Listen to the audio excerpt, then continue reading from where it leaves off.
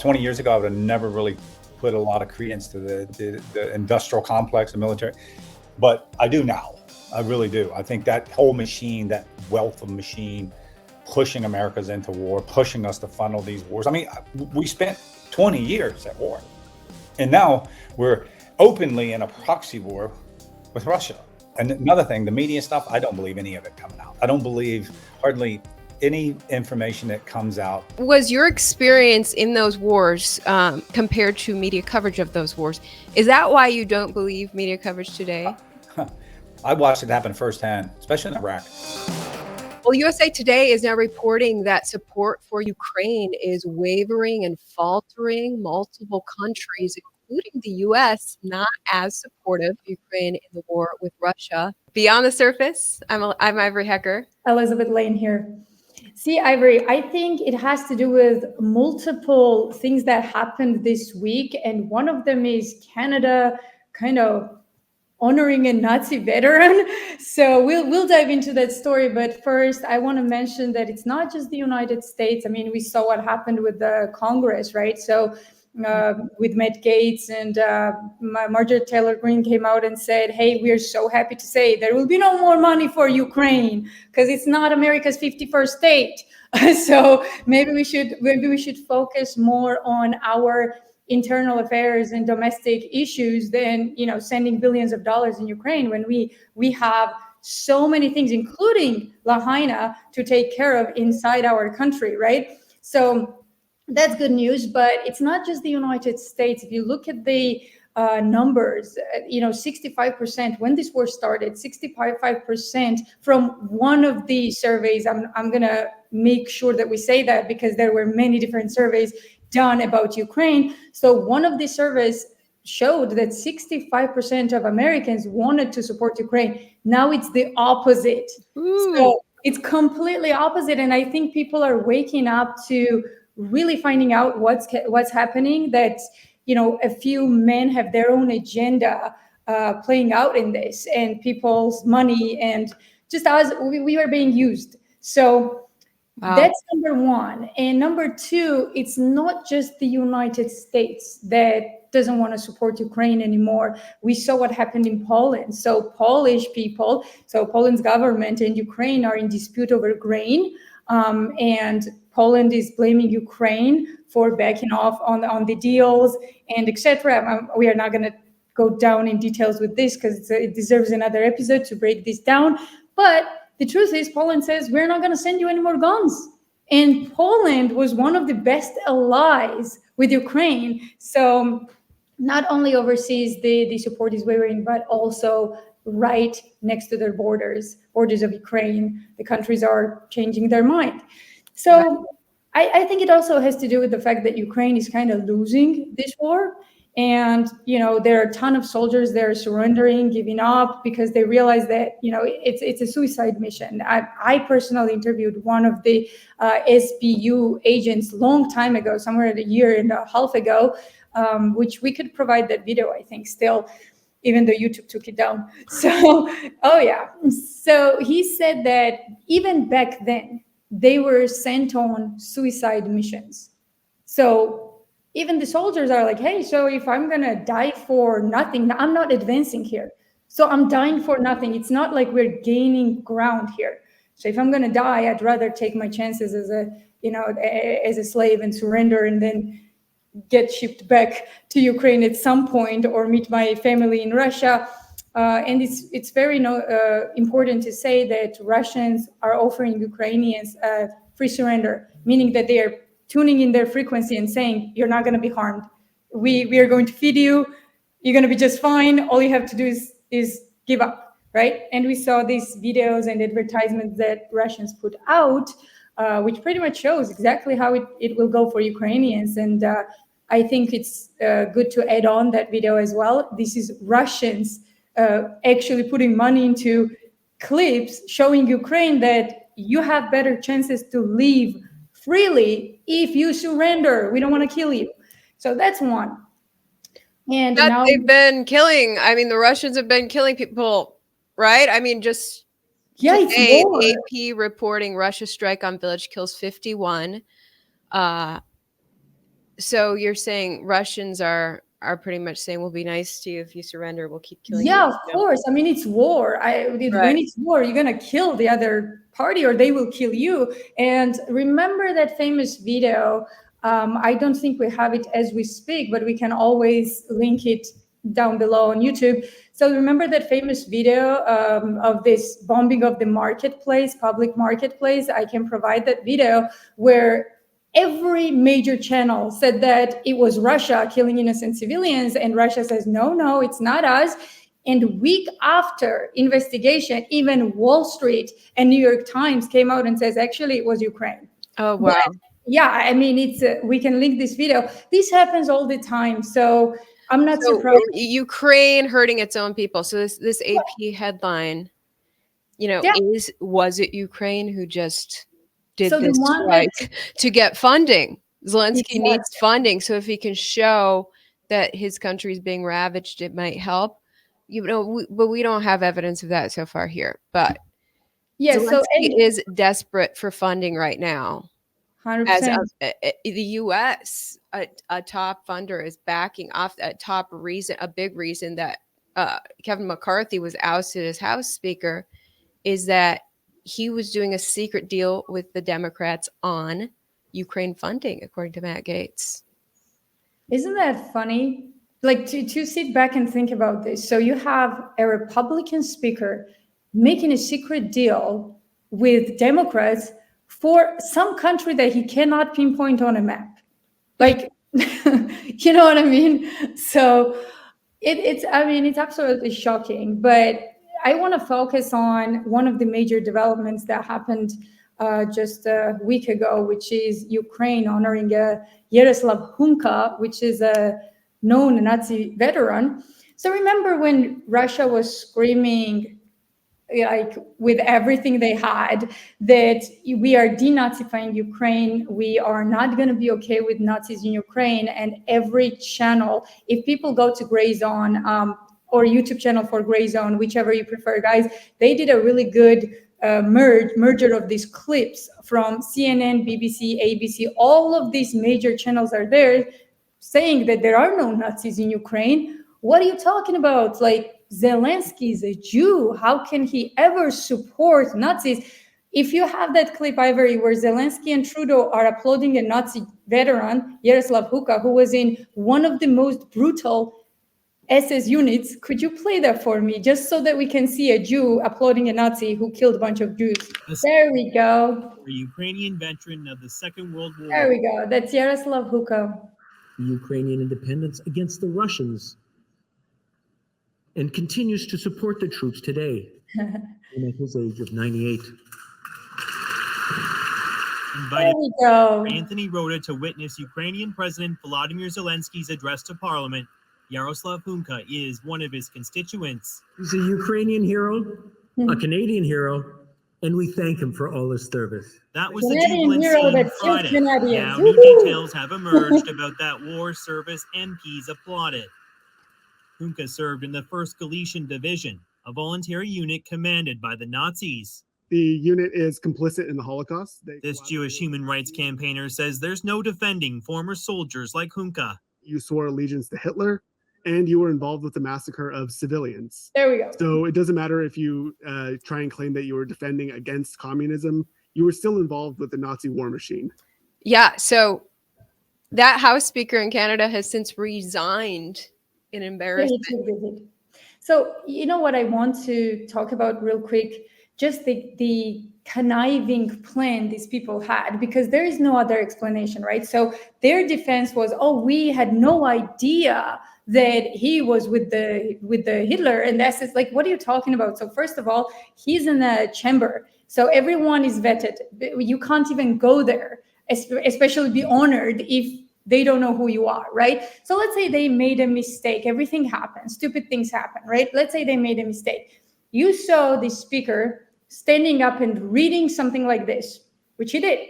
He said, in World War II, Hunka fought against Russians. First of all, what Russians? In World War II, there was no entity like Russia. It was Soviet Union. So this is very calculated language, very crafted language, so that the Russia is there, like the word Russia, right?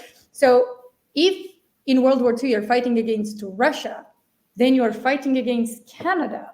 And Canada lost thousands of people in World War II. So you're honoring, even if he was not a Nazi and somehow fought alongside, which he was, but somewhere alongside with Nazis, right? You're honoring a man that killed Canadians. Wow. You're joking, right? So how did you not know that? When you were reading, how did you not know that Soviet Union fought with the Allied forces? We are a speaker that doesn't know that? Of course he did. So, Wow. I mean, it's incredible. Yeah, this was bad. So then Justin Trudeau does an apology. We have that video. Yes. Obviously, it's extremely upsetting that this happened. The speaker has acknowledged his mistake and has apologized. But this is something that is deeply embarrassing to the Parliament of Canada and, by extension, to all Canadians. I think particularly of Jewish MPs and all members of the Jewish community across the country who are celebrating commemorating Yom Kippur today. I think it's going to be really important that all of us push back against Russian propaganda, Russian disinformation, and continue our steadfast and unequivocal support for Ukraine, as we did last week with announcing further measures to stand with Ukraine in Russia's illegal war against it. So, you know what's amazing about this video? He starts apologizing that he just honored a Nazi. By the way, he had a private meeting with him as well. Trudeau actually privately met this Nazi, shook his hand, honored him privately. Oh, yes. So he's apologizing for honoring a Nazi, and somehow he manages in the apology to squeeze in Russian propaganda. What does Russian propaganda has to do with any of this? Like, Russia that is cleansing Ukraine from the Nazis somehow is responsible for Canada honoring Nazi. I mean, this is beyond ridiculous. And I don't even know if there's any individual that is okay with this conduct, whether Trudeau, it's Trudeau or Canadian government or Americans in that matter. Like, it's just ridiculous, beyond ridiculous. So I think it's time we brought our guest, because I have a really timely question for him.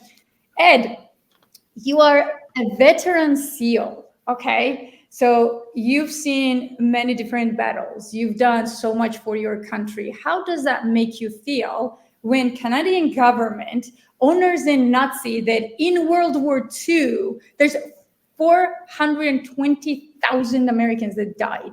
How does that make you feel?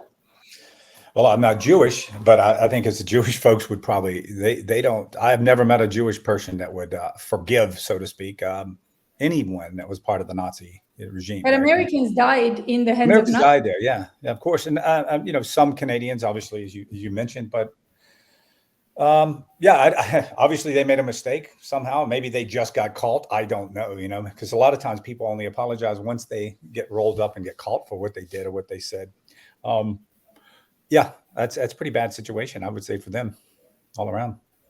So Canada lost its House Speaker due to resigning in embarrassment. America has lost its House Speaker due to, in part, a secret deal on funding Ukraine. Support for Ukraine is faltering. Now, a lot of the concern being voiced in mainstream media is that, like Trudeau said, this is an illegal war, that Russia was really overstepped its bounds. And if they get away with this and Ukraine surrenders, what precedent does that set? How does that empower Russia or even other countries to overstep their bounds and hurt other countries? So what's your take on that, Ed? Well, what war is legal? I don't know. I mean, who decides what is and what is not legal? I obviously served in Iraq multiple times. Was that legal? The weapons of mass destruction was a reason for invasion. Were there any? No. I was there right at the time. There were none. We invaded a country, we broke them apart. It's still suffering today. For what? So was that legal? Was that not legal? Law is made by human beings and agreed upon, possibly, but doesn't make it right or wrong. So I have never been to Ukraine. I do know some Ukrainian people here where I live, and most of them identify as being Russian. And the eastern part of it identify as Russian. So, not backing Putin and saying he's not killing people and murdering people, but like Elizabeth said, that's what war is. It's about killing, and there's no nice way around it. That situation is complicated, and to say the least, but I do not think it just happened overnight. I mean, for what, 26 years now, I believe Russians have been talking about their borders getting built up with the UN forces. Well, they didn't stop doing that. And, as much as UN can talk about, having forces that are on a defensive position, it depends on which way the missiles are pointing, right? I mean, if your missiles are pointing toward us, you're on a different side of that argument. And I think the Russian folks have had that argument for a long time. And first of all, and another thing, the media stuff, I don't believe any of it coming out. I don't believe hardly any information that comes out of our media anymore with this war. So just the fact that someone's saying, is it illegal or legal war, to me, that's fairly nonsense. I don't go for it. Oh, I wanted to bring up Ed's official bio real quick. Iron Ed Hiner is a decorated Navy SEAL veteran officer with more than 20 years of distinguished service. He saw 9 major deployments on 5 continents, 4 of which were combat deployments, served and fought in 3 separate wars, including Iraq and Afghanistan. True. So clapping, but I don't think yeah. So it was your experience in those wars compared to media coverage of those wars. Is that why you don't believe media coverage today? I watched it happen firsthand, especially in Iraq. And I was working at the time. I was working with the British Special Forces. I was with them, embedded in with them. And right after the invasion and everything was kind of settling out and the insurgency was going on, there were times, and we would do kind of clandestine, I would call, some people would say covert operations throughout the cities, where we would embed ourselves in the population to do things. And we would literally see this, like CNN reporters and stuff. Before the insurgency got so bad, they were just killing everyone. They would walk around with a camera in these little village marketplaces. And once the people saw the camera, they would flock together and they would zoom the camera in, and these people were screaming at the camera and they would film it. And when they put the camera down, the people would walk off and do their job. So they made it appear to be this massive protest with Americans and all this other stuff. None of that was happening until the camera showed up. So we actually use cameras ourselves. So that was a good tool for us. Probably not very legal, but it's a great way to get into the environment. So we saw that. We saw the reports. I watched the reports go all the way. Afghanistan, for instance, 2 years ago when it fell, the only people that were surprised were the senior leadership at the White House. The only people. The last time I was there in 2010, there was probably less than 50 Al-Qaeda left in the country. We knew for sure.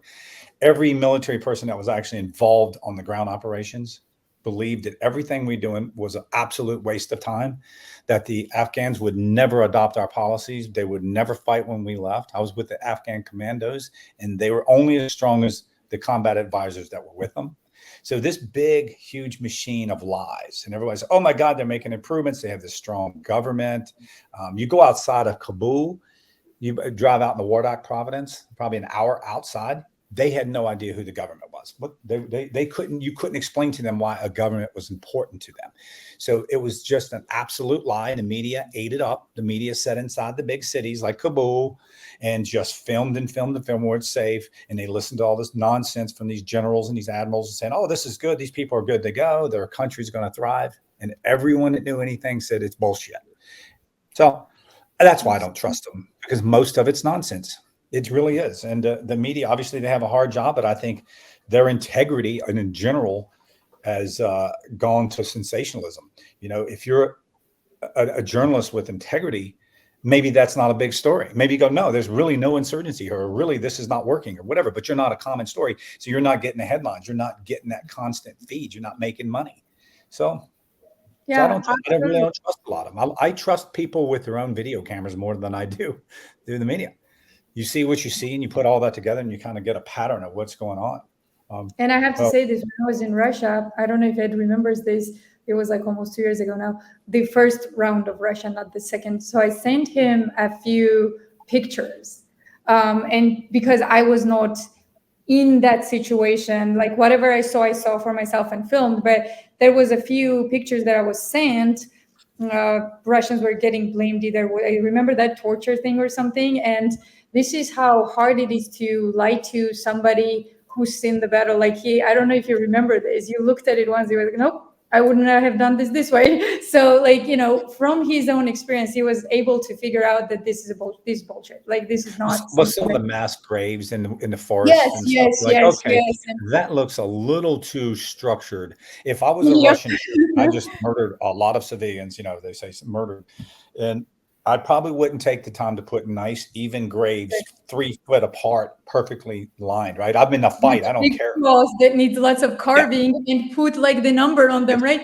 Like I just it's big red bulldoze. flag. Why Exactly. would I document my atrocities? I mean, I Exactly. guess the Nazis did that, but yeah, I just wouldn't. It just looked a little bit too good to be true, and most things that are too good to be And true. he turned out to be right. Later on, exactly a year after, we found out that this was Ukrainians doing all of that, putting filming as like, oh, look at Russian soldiers killing so many innocent civilians. Turns out these were actually soldiers the Ukrainians lost during the attack, and Right. they wanted to sell it out as like Russians killing civilians. So this war is so complicated and so full of Every war is bullcrap. complicated. Yeah, That's the but only let's thing. I was one of the things I think we all American troops that were on the ground involved heavily after 9/11 is that every war is complicated. It's really all the stuff coming out of the Washington nonsense is they have nobody has a clue what the nuances are on the ground, the history of all of it. So really, I just learned how ignorant I was when I went to Iraq and Afghanistan. It's like how much I really didn't know and we didn't know as a country. And so someone's fueling that up in Oh, our yeah. so, with all the money getting thrown around and all those all the things that are involved in that big soup of information, it's not good information.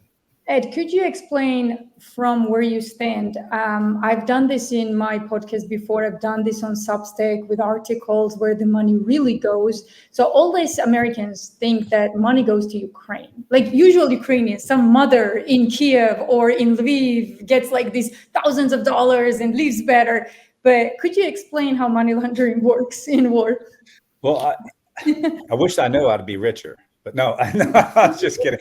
No, well, you're going to see that I don't even know how many billions of dollars. Nobody even knows how much a billion is. It's just a big number. How much money we've actually given them, and where does it actually fall and land? I can surely bet you from the top of that pyramid, when that money comes in, there's billionaires being made overnight. All of Zelensky's people around him, they're going to be billionaires. And by the time it filters down that tree, that pyramid, those battalion commanders, brigade commanders, they're all taking their money. And just like Benghazi and other places in the world, we're passing them off these Javelin, Stinger missiles, all these nice hardware, all these things. Those are getting sold to the black market. Not all of them. A certain amount will make it to the troops. But you're talking, even if you peel off 1/3 of all that money, which I would say that would be a very conservative estimate. I would say more than 1/3 of the money going out there is not going to make it to the ground to fight. Yes. People are getting rich, and people are getting at every level. They're going to filter that money off, and they're going to make their own money and leave the country or do what they do. Absolutely. So I don't have. I mean, Don't you forget- can't just look at America. We couldn't even find hundreds and hundreds of millions of dollars, and we're an American military is very strict under the Uniform Code of Military Justice, money and conduct, very strict. I mean, you misplace $50 and get found out. That's a possible court-martial offense. That's lower ranks though. So if, let's say, if a soldier or even officer or even someone like SEAL at Hiner misplaced $15, oh, he's going to get in trouble. But when it's the echelons, the elites, then somehow we are losing millions and we don't know where it goes. How convenient. Yeah. I wanted to ask you at USA Today is reporting the Pentagon said in a letter to Congress obtained by the Associated Press that they're was 1.6 billion remaining of 25.9 billion to replenish military stocks. So that sounds like a very small percentage of money the Pentagon has left to replenish their own stocks with all that they're giving to Ukraine. What does that mean for our own national defense then? Well, the first thing in the military that will go will be training, right? I mean, we'll keep the ready. I forget the acronyms now, but there's certain ammunition and certain things that are combat ready, can't be touched. But the filler, the training, the new people coming in, the continuous, enhancing your skills, those types of things will go. So the troops will just use less. They'll shoot less rounds. They'll be less prepared when they use the actual rounds. Yeah. So that's what the troops will suffer. So correct me if I'm wrong, replenishment also means technique. So here's what here's how I understand money laundering, right? So we are shipping all these weapons to Ukraine. Like Ed said, some of it will get sold on black markets, very little will make it to Ukraine. But then military industrial complex has a really good excuse to tell Americans, we need more money because now we need equipment. So they did this before. We send so much to Ukraine. Now we have to build new tanks. I remember that who was the general who was saying to Congress, we don't need so many tanks. We've got enough. And they were like, nope, we're going to give it to you anyway. So why are they so eager to give this technology to military? Because correct me if I'm wrong on this. Let's say this tank needs a little bolt to function, like a tiny little bolt, right? That bolt would be $10. But when you are dealing with Congress and military industrial complex, that bolt that costs $10 costs $110. Well, that is true. Works, right? Well, that is true because it has to be military specs, military specifications, and made Exactly. all this whatnot. But So I would have thought 20 years ago, I would have never really put a lot of credence to the industrial complex and military, but I do now. I really do. I think that whole machine, that wealth of machine, pushing Americas into war, pushing us to funnel these wars. I mean, we spent 20 years at war, and now we're openly in a proxy war with Russia. And I mean, it's not me saying it, that's Congress saying it. That's people in Congress, people of power saying that out loud on the floor. So, I mean, did we vote on that? No, we didn't vote on that. I mean, America, I thought at first, I was very nervous with the Russian thing that we would would we push the Russians, or would it escalate until someone lit off a nuclear weapon? And then the world has changed. Yep. And that is still a threat. Just a week ago, British government was debating whether send the troops to Ukraine or not. Like, what? And I always remind Americans, because I come from Europe, right? So I'm not originally American, even though I am American. Yeah. But so here's the thing. I always remind Americans, you really need to understand these made up enemies, these fake enemies that first they fed you with Vietnam, this tiny little country that had no beef with you. Then they fed you Middle East one by one, whether it was Afghanistan, Iraq. Now they are feeding you Russia, that is very different from Soviet Union today, right? Yeah, so right. When does it end? But if you look back in American history, if you really look back, who's the biggest enemy for Americans? It was the Brits. Brits were the ones who burned down the White House. No other nation has done it. Yeah. Brits were the ones who came and killed Americans here. No other nation has done it. Yet we somehow are always in partnership with these guys. We are somehow always fueling whatever agenda they have, whether Brits want to send, troops in wherever, whether it's Africa, whether it's Russia. Why do you think is that? Is that language? Like, is that Britain actually won the intelligence battle? And even though Americans won the freedom battle, do you think that Britain kind of won the intelligence level by corrupting America into their own image? Well, that's a lot. No, well, we do share a lot of common values with English, and I do know, having been served with the SBS Special Boat Unit, it's the SEALs versus the SAS kind of thing. Is that their motto is by strength or die. SAS is equivalent of SEALs in Britain, Delta. right? SAS is similar to Delta force because they're mostly ground based, and then SBS, Special Boat Service, is the same as kind of their SEALs, but their motto is by strength or guile. So either we're going to beat you with our, hard guns, so to speak, or we're going to craft you into winning. They're very crafty in that, but that's a British mindset, right? They colonized the world very successfully from a small little island country, so they did very, very well. That's built into their DNA.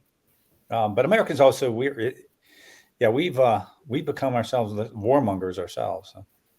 And we're the big hammer that the world wants to manipulate and to throw that hammer around. I love Ivory's face right now. She's like, she's not. I have my own reaction to what you said. So I see it as after America won its liberty against England, the British changed. They weren't as tyrannical. They adopted more values that were similar to the US.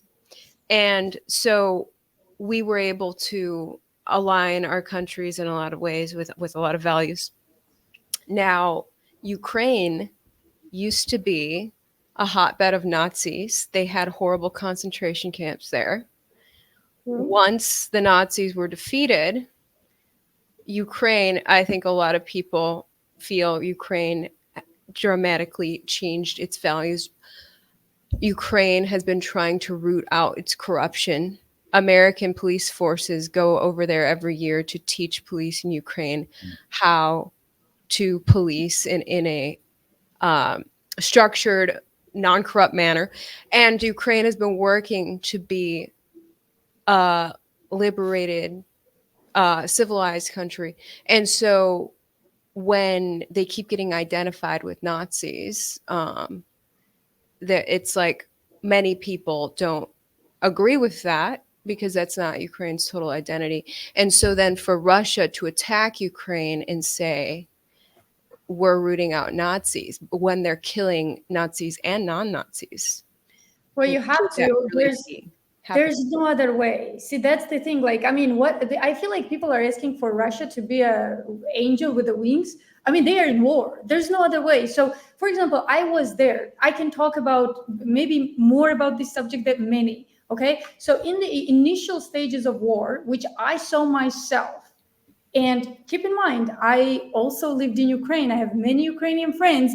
Some of them lived with my parents in Tbilisi because when the war started, we called them up. We were like, hey, it's time for you guys to leave Kiev, right? Because we didn't know if Kiev was going to get involved, like Russians were going to take Kiev or not. So I extracted them in Tbilisi, which is capital of Georgia. So here's the argument that people make. Well, Russia is also killing usually, because usually Ukrainians are fighting.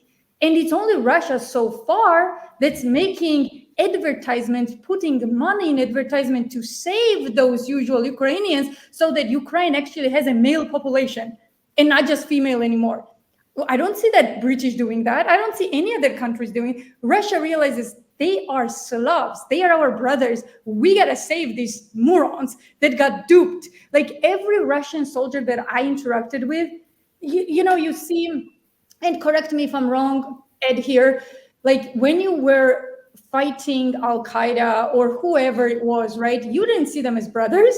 You saw them as enemy. You needed to just kill them off, right? So if somebody asked you, what do you think about Al-Qaeda soldier? You would not have anything good to say, right? So, but Russians do have a lot of good things to say about Ukrainians. Here's the answers I got from Russian soldiers.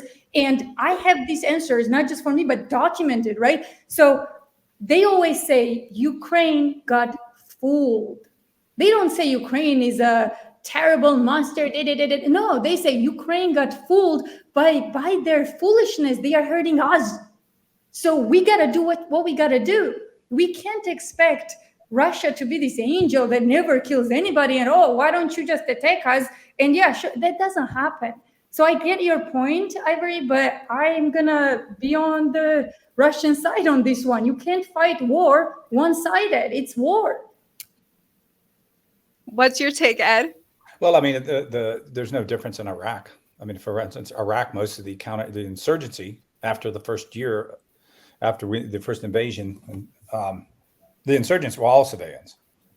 So if people were like, well, they're killing civilians. Well, the civilians with guns, just like in Yeah. Afghanistan, same. I mean, Taliban, they're technically civilians. They're not state. They don't have a military ID. They're not backed by a state.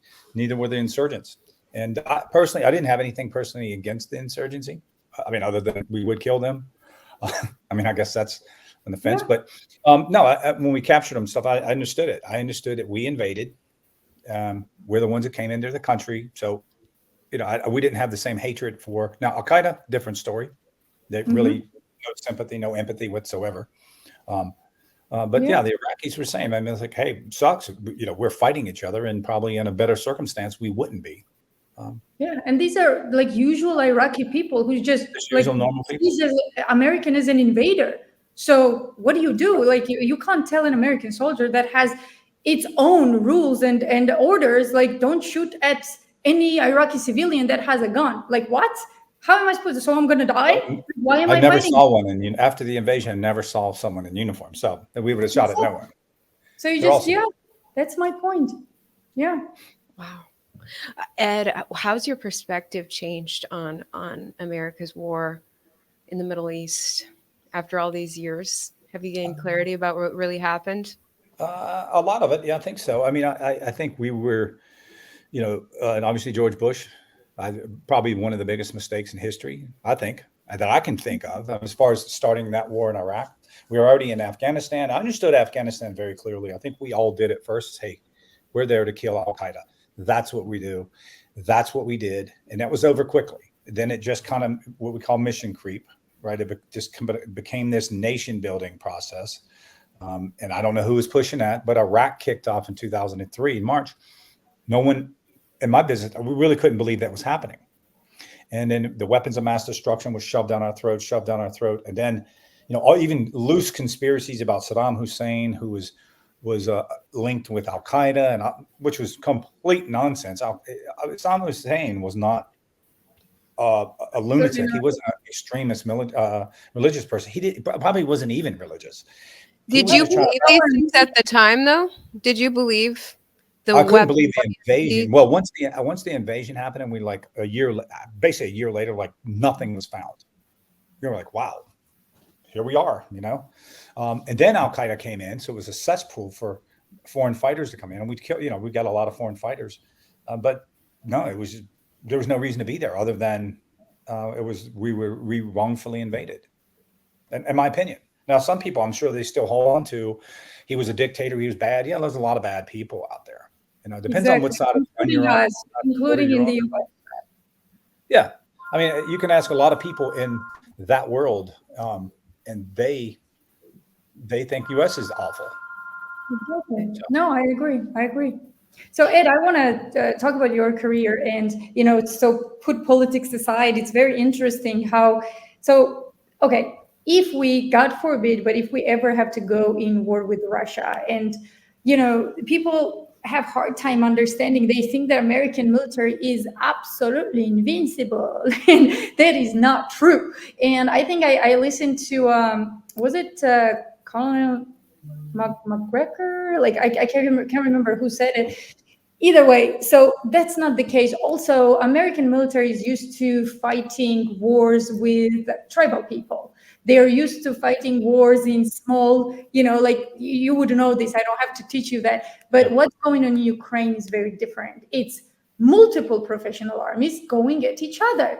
That's very different. So do you think strategically you're looking at the US, right, on the other side? Yeah. And then looking at Russian map, and you're looking at what Russians can do. Keep in mind that most elite Russian soldiers are not even used in this battle yet. So here's the thing. Do you think that we can win this war if we get involved? Winning. Well, that's a whole different thing. But we would, in short order, I won't call how many days it would take. Less than 60 days, we would absolutely destroy the Russian military, the infrastructure. The Russian troops would be virtually worthless. They would just be destroyed and killed. We see what they don't have that expeditionary, and I didn't know that until I watched the Ukrainian war. I'm like, holy smokes, they're very primitive. We would technologically and just military understanding, we would destroy them before they could ever regroup. Now, the insurgency that would follow would be a difference. And that's what we learned in Iraq and Afghanistan, is that Mhm. unless you're willing to go all out and kill everyone, you're going to have problems. And that's when I was on One American News when months before the invasion, Russians invaded. And I said, it's going to be very simple. It's going to be about the insurgency. It's going to be about when people pick up guns and fight against, and you don't know who they are. So That is always Colonel McGregor says completely different story. He says that we cannot even not destroy Russian military. But I would disagree with you on that, because I saw this firsthand and what Russians did and how small sources they used and pretty much advanced to the point of Kiev. So I would disagree with you. But you have we wouldn't even have to have troops on the ground. We would have enough aircraft carriers in the spot. So you're talking about pretty much bombing, like similar to Iraqi approach. That's what you're saying. Well, if we look at the invasion of Iraq, right? I mean, we went through all the way from the south, all the way up through Baghdad in a very short amount of time. And yeah, they were Iraqi, they didn't have technology, but it was only we moved as fast as our logistics could keep up. That was it. Yeah, but Iraq is different than gas Russia. troops and stuff. What's that? Iraq is very different than Russia. Russia has very sophisticated navy. It has very sophisticated air force. It's not your typical. Iraqi is not even close. Iraqis cannot do anything. Russians are not the same case. Yeah, it's true. But just watching what they've been able to do in Ukraine, their conventional military would get crushed quickly. I mean, without nuclear weapons. You're saying that Russia proved its lack of sophistication by how it approached Ukraine? Well, they did. I mean, just the logistics, because logistics in major ground wars are what wins wars. I mean, most people in the military understand that. As fast as you can get the bullets and bombs to the front is as fast as you can move. And it used to be, I don't know what the ratio is now, and the conventional forces know a lot more than me, but about a 10-to-1 ratio. If you want a gallon of gas in that tank, it takes about 10 gallons to get it to the front. But you're forgetting the objective, though.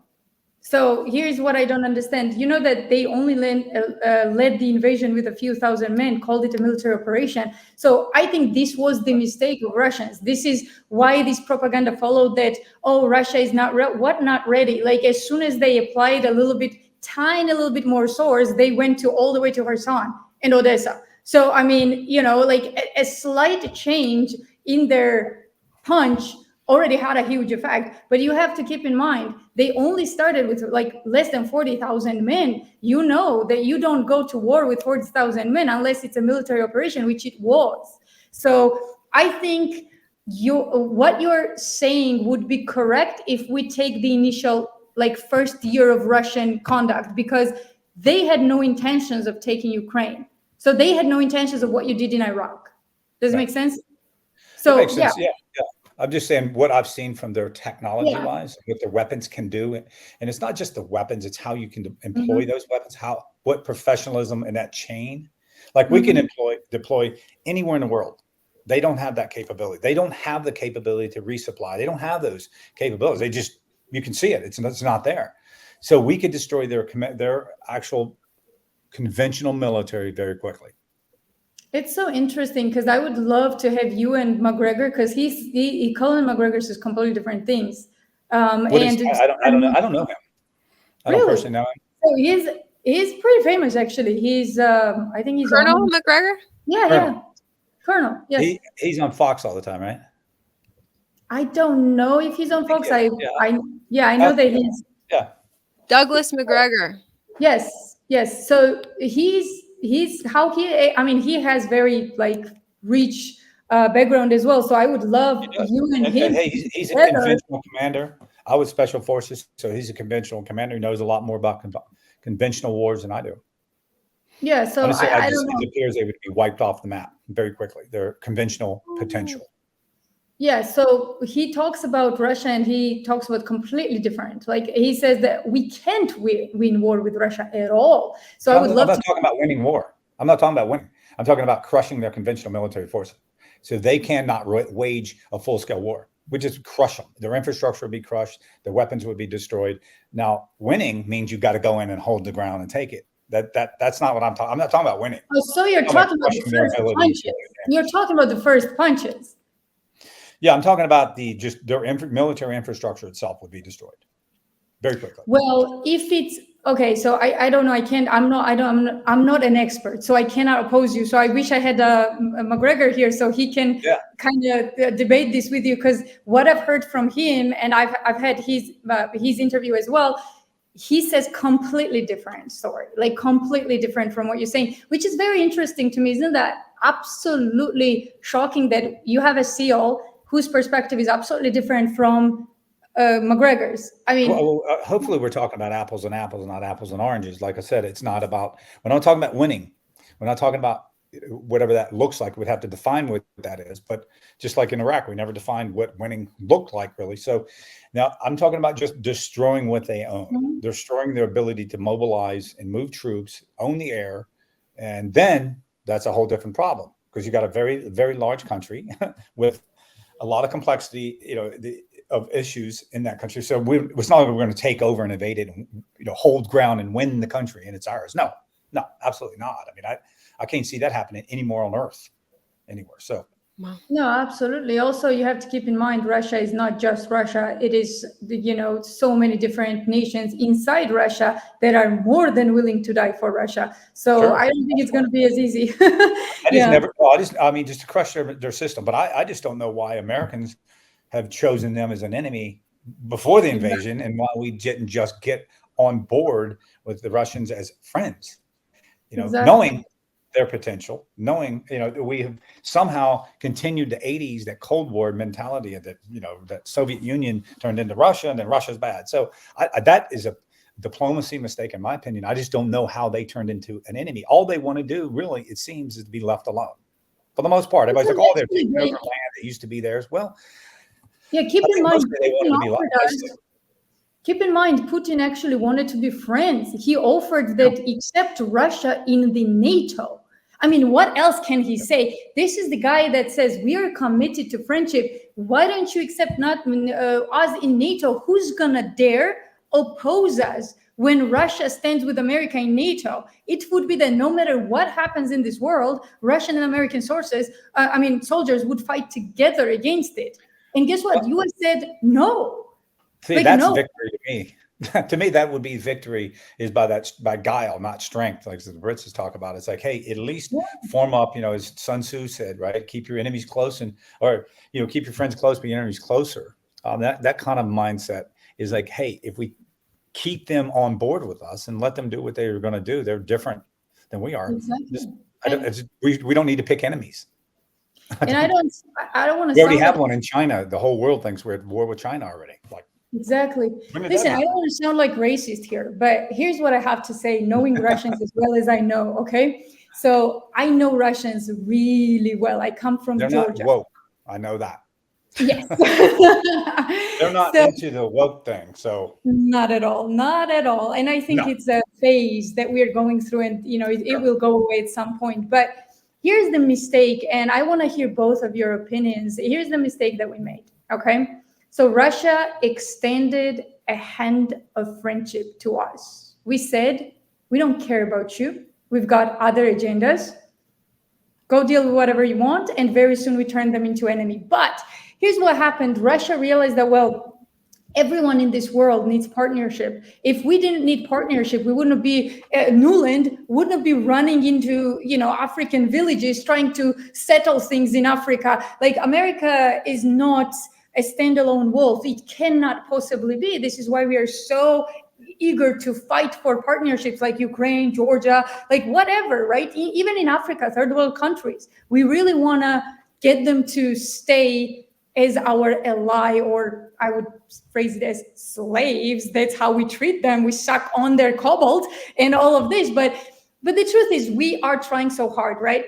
So why do we think that Russia would not look for allies if the US turns down Russia, right? So that's what they did. Did they want to ally with China? Every sane person that knows Russians, every sane person on earth that has ever interacted with Russians will tell you that Russia would much prefer to be friends with Americans than Chinese, okay? That was the last resort. They didn't want to go that route. Now we made it so that we pushed them right into Chinese hands. We were like, we don't care about you. You are the enemy.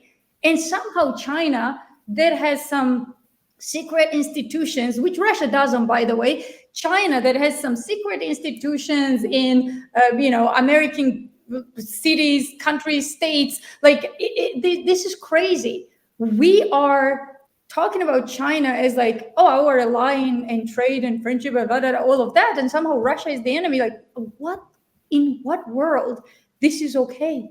You know what I mean? What's your opinion about this? Ed? I'm with you. I don't know why we have not partnered with Russia. I don't know why since the 80s. It flabbergasted me that what do we, any of us, have to gain from them being an enemy of America? We have nothing to gain of that. Christian culture, same culture. It is Christian. They're watching and making the same style of movies as Hollywood. They're singing styles they call estrada, right? I mean, we're talking about cultures because I've heard these from other Navy SEALs, and you know one of them, but I'm not going to name his name here. So he says, well, the reason is because culturally they're different. What? Like, what are you talking about? Russians are more like us than anyone, especially Chinese. Like, Chinese unless you're gay or bi or trans or something like that. But I mean, but so does Saudi Arabia. I mean, Saudi Arabia has probably virtually no values of ours. Zero. Yeah, very different culture, very different belief system. But Russians are probably closer, I would imagine. I don't know many Russians. I know some. So Russians are pretty much like me, what you see in me. This is Russia. So I come from Georgia. Georgia and Russia are like very similar. So again, culturally, Russians are much closer to Americans. They like the same things. They enjoy their small businesses. They want their freedom. They are not like Chinese Communist Party, not even close. You can't put a Russian in a sophisticated jail like Chinese people are today. That everything is about, like, they deduct, social score, right? Social score? Yeah. Credit score? Yeah, social score in China. So, like, even if you jaywalk and cameras kind of identify you as you jaywalked, like, the government has the right to deduct the money from your debit card without you ever consenting to it. This is real. It's how you progress into the communist system, right? Exactly. The better your scores, the more you kiss the butt of, the less you talk bad about your government, all those kind of things. Kind of like North Korea. North Korea is the rank structure. If anyone even thinks you're talking about the regime, you get demoted or you get beaten. Yeah. So I think that's probably about the social. Well, I mean, media reports we're getting in America is that Russia is the same. No, absolutely. You better kiss Putin's butt or you're going to jail. You better not criticize his regime or you're going to jail. That's not true. And that's absolutely not true. And I think we need another episode for it, which I can break this down for you, because people don't know Russia at all. If I name somebody like Ksenia Sobchak right now, would any of you know who she is? No. Yeah, exactly. You know who she is? One of the biggest opposition of Putin. Look her up. She's rich. She's happy. She constantly criticizes Putin in every single show she has. And somehow she walks free. She spends ton of money on her jewelry. She's not this like your second. No, like she lives like a rich. Her plane didn't get blown up. Well, who knows what's going on with her, how she's protected, but I know how she's little people in Russia are afraid. My best friend is Russian, and she has her family still there, many friends still there. When things got bad between Russia and Ukraine, and there was a new law passed in Russia that limited free speech there. All of her people there, because I reached out to her, hey, can I interview some of your people in Russia? What's really going on? They all shut down. Everyone was afraid to speak to an American media member for fear of being punished by Putin. So let me explain why. So when the war started, it's a law of war. The new rule passed, not forever. This is what even some Russians, who I call like foolish Russians who left the country. And trust me, I know what I'm talking about here. It's the same law that Britain has, by the way. Why do you think that Mike Jones, a British journalist in Russia, cannot approach a Russian Spetsnaz officer and interview him? You know why? Because Britain will put him in jail. They actually sent the notice out. So here's the thing. So if Britain is the same as Russia, then why are we partnering up with Britain? They have the same law. You can't get involved with Russian either generals or Spetsnaz or any. You can't interview as a journalist because you're going to British jail. Hey, I agree. And now we're getting into American exceptionalism. That's why we live in a very special nation. I We don't have- know about we're that different because than we have that free speech that even the UK doesn't have. no, I agree. It's better in America. I agree with that. It's better Unless in you're on America. social media and you don't believe that the vaccines help. Just saying, I'm not getting But that. you're not going, you're not You get canceled immediately. Yeah, right. Unless If you you're not- lose your account, which and actually that's been going through the court system. Biden was actually a federal appeals court determined that Biden did violate the First Amendment by directing social media companies to censor. So Biden, we do have a very compromised president right now that is taking America away from its exceptionalism, its difference from the government encroachments of England or the government encroachments in Russia. But I agree with you that it's better to be friends with these nations than just poke the bear all the time and try to stir up war like it seems Biden is doing by sending all this funding against the powerful nation of Russia. And He's where's the asking diplomacy? to get hit directly by Russia. And where's the diplomacy?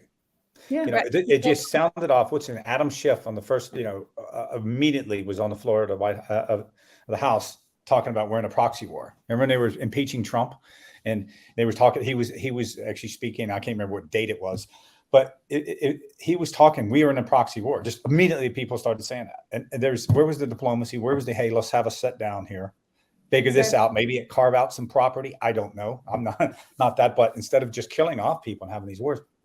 100%. There's been more diplomacy. So And Ed, I think that's where, probably politicians that have some savvy that would be better off. But I don't think Biden and his staff has much savvy to them.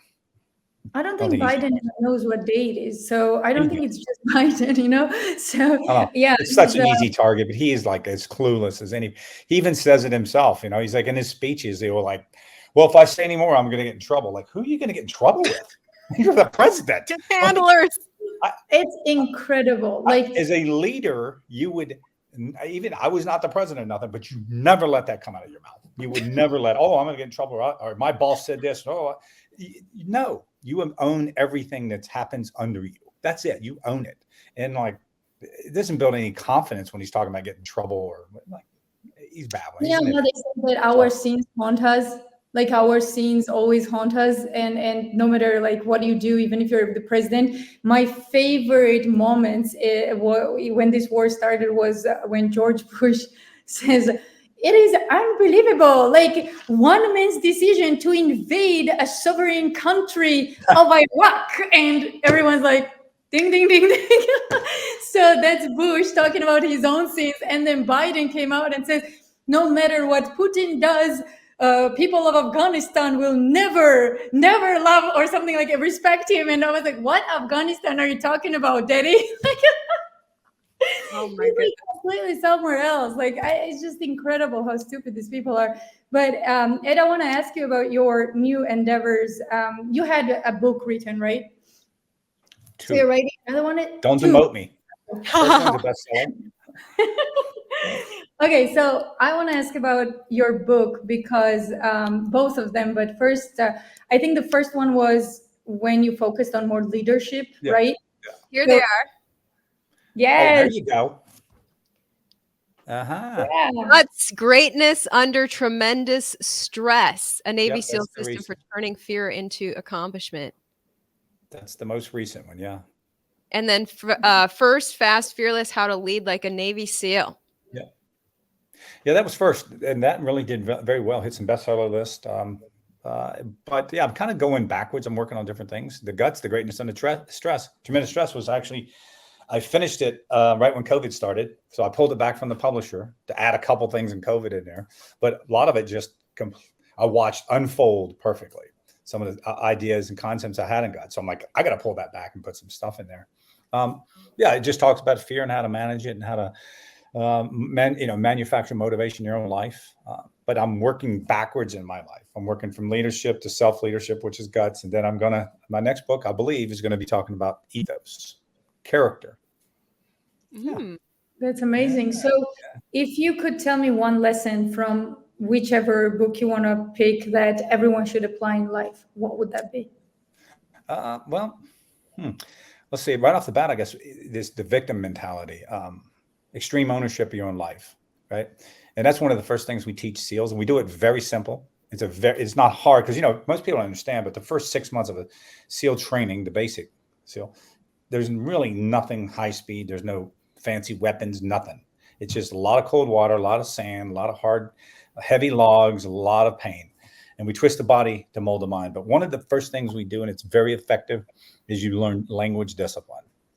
Okay, language discipline is what language do you allow yourself to use? And say the students, as they're going through, we give them way too much to do and too little how they prioritize.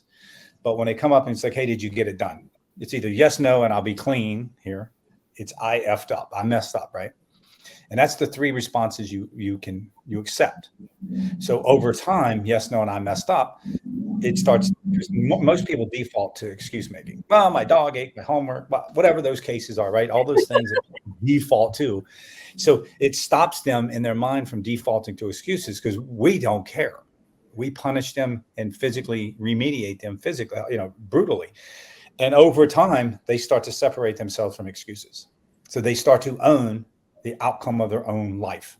Because, on a mission, you can say, and I've had this happen, you don't have the resources, you don't have air support, you don't have this, you don't have that, but you're still going to do it. So it keeps you from making excuses and becoming a victim.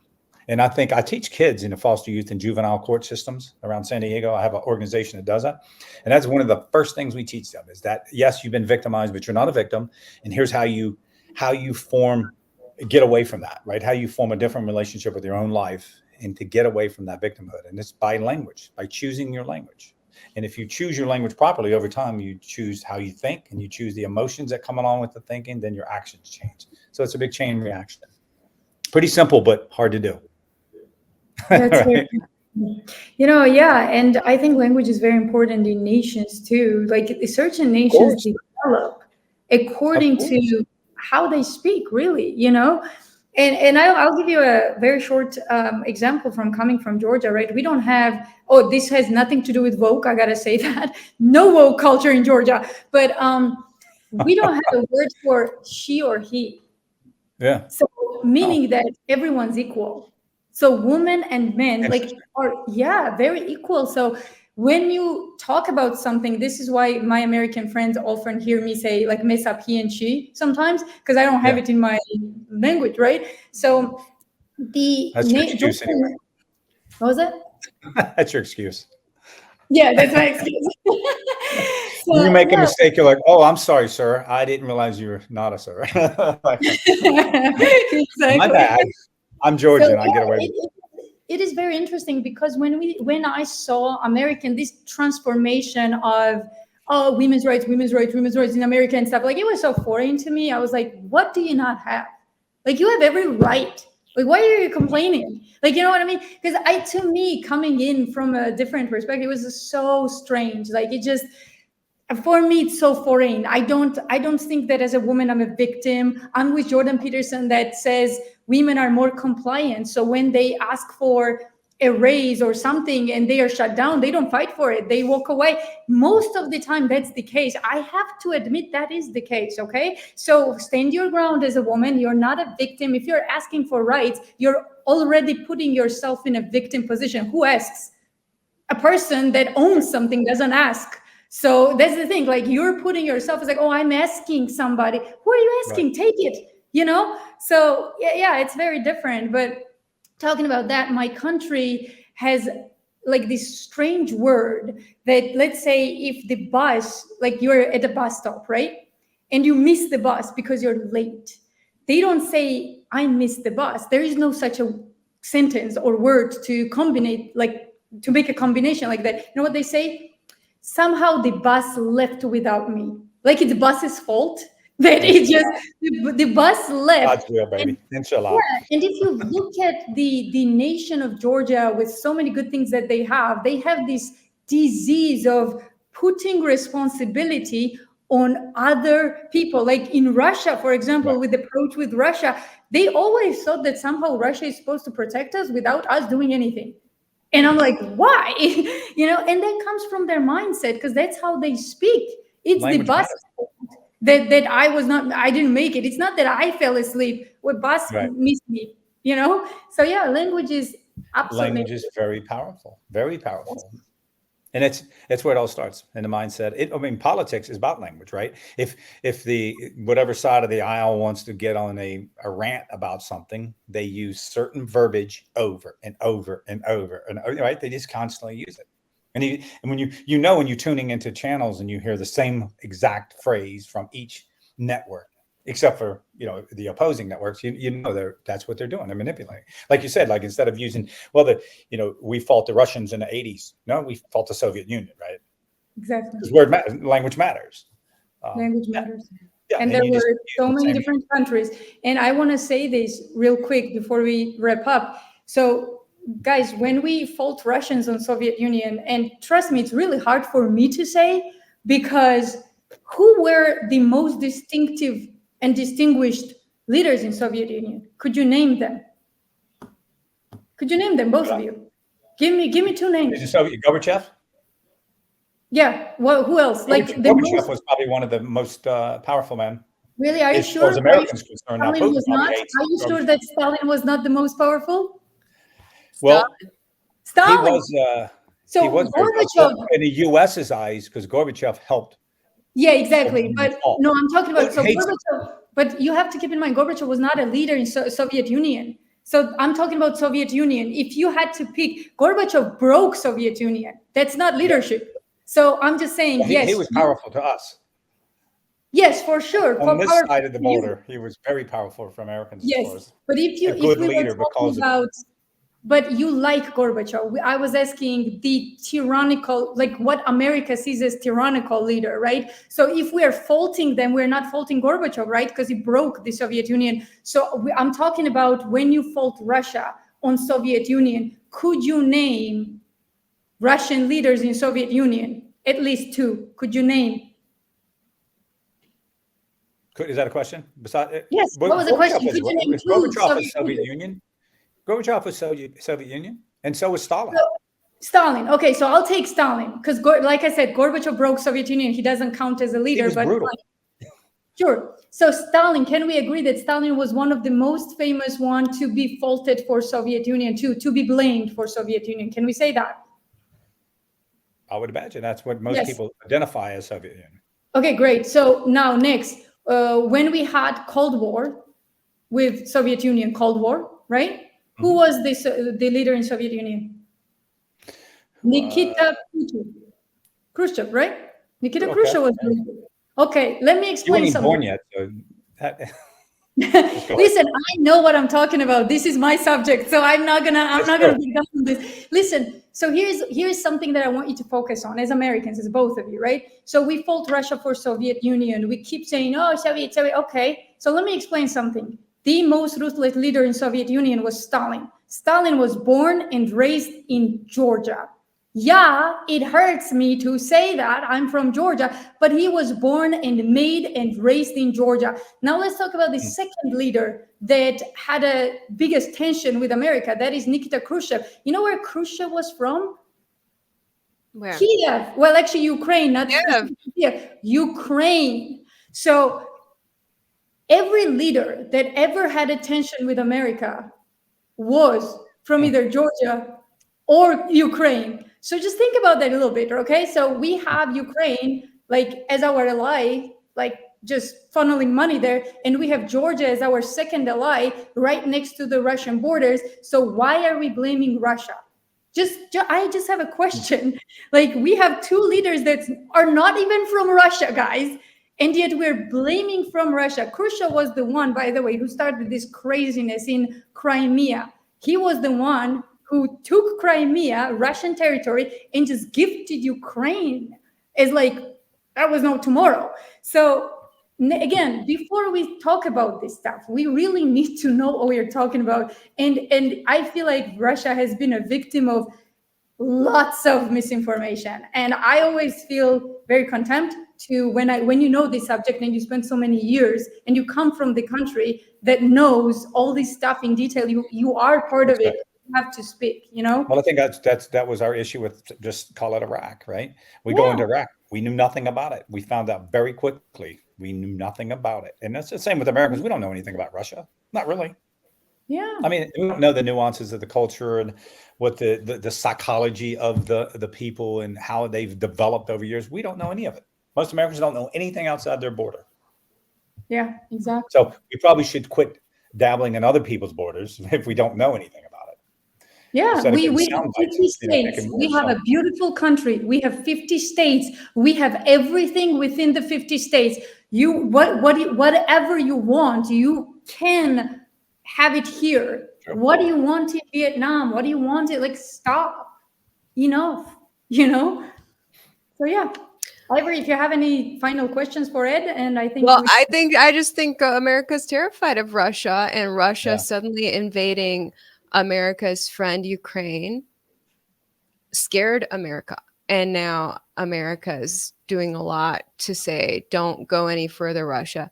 And if America stops its funding, I think a lot of Americans feel they're sending a signal to Russia that we're weak and you can come after us next. So I feel that's what's happening.